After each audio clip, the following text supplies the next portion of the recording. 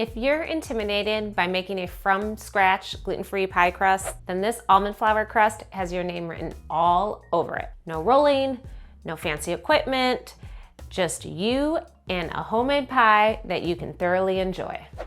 Okay, this is super quick, so you gotta pay attention. First, almond flour. So we do blanched almond flour. This is 2.5 cups, which is 270 grams. And we're just gonna add that to a bowl with 1/4 cup of sugar, that's 56 grams. And if you're doing a savory pie crust, then you can leave out the sugar. But today we are not doing savory. And then 1/4 teaspoon of salt. And then just mix together your dry ingredients. That's all you need for that. Okay, to that, we're adding 1 egg, and the egg helps bind the crust because almond flour has no gluten in it, so we need something to bind it together. And then 1/4 cup of melted and cooled butter, which will give the crust that crispiness. Combine it all, it will come together into a thick, soft dough. That's all. That is your dough. Whoops, someone's trying to get away from me. So the dough will be a little bit shaggy at first, and then as soon as all the ingredients are mixed together, it'll start to come together into a big ball. If it doesn't, sometimes I just use my hands and kind of work it together like that. And if you notice, when I squeeze the dough together, it very easily holds shape.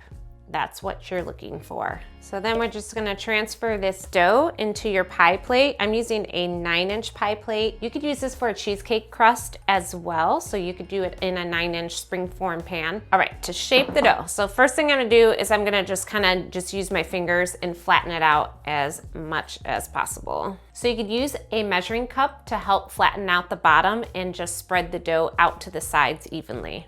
Once the dough's flat across the bottom, then I just take my fingers and kind of rotate the pie plate to work it up towards the top of the plate.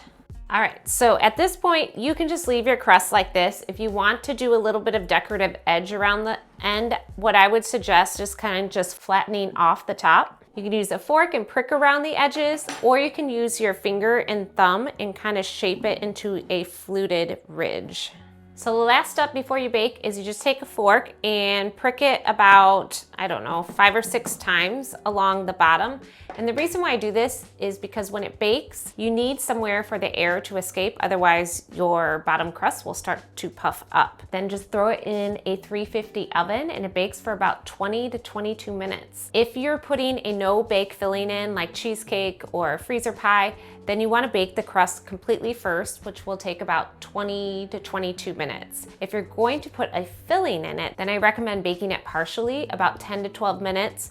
Put your filling in and then finish baking your pie with the filling. I need to tell you about my favorite pie baking tool. So almond flour browns really quickly because it's just nuts. I use this for all my gluten-free pies. It's a pie shield. So what I will do is I'll let it bake for about 10 minutes first, and then you just rest this right on top of the edges and it'll protect the edges from becoming overly brown before the center is done.